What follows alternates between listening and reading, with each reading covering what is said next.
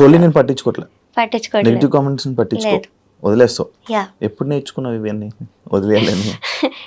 ఇప్పుడు అలవాటు చేసుకుంటున్నా. ఇప్పుడు అలవాటు ఇంతకు First ముందు of all, ఎప్పుడు రాలేదా నీకు, ఇలా జరగలేదా నెగిటివ్ కామెంట్స్ అవన్నీ? వచ్చాయి కానీ మరి అబ్యూసివ్ లాంగ్వేజ్ వాడి ఇంత హేట్ అయితే నాకు రాలేదు. కాదు మరి ఇప్పుడు ఇన్ని తిడుతున్నారు కదా, మళ్ళీ మీ ఇంట్లో వాళ్ళ పేరెంట్స్ చూస్తే బాధపడరా?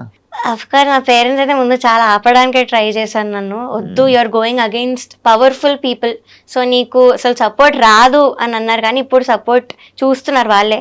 They very proud of me. And మా mother, she saw how much I've been through. అక్కడ నన్ను ఎంత పెట్టారో, టార్చర్ అవన్నీ చూసారు. సో అందుకే నన్ను స్టేజ్ మీదకి తీసుకెళ్ళిపోవడానికి వచ్చారు. ఇది కూడా చెప్పారు కదా సునీత మ్యామ్ తన వీడియోలో.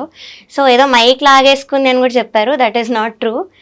She just wanted to take me away, stage మీద నుంచి తీసుకెళ్ళిపోదామని వచ్చారు.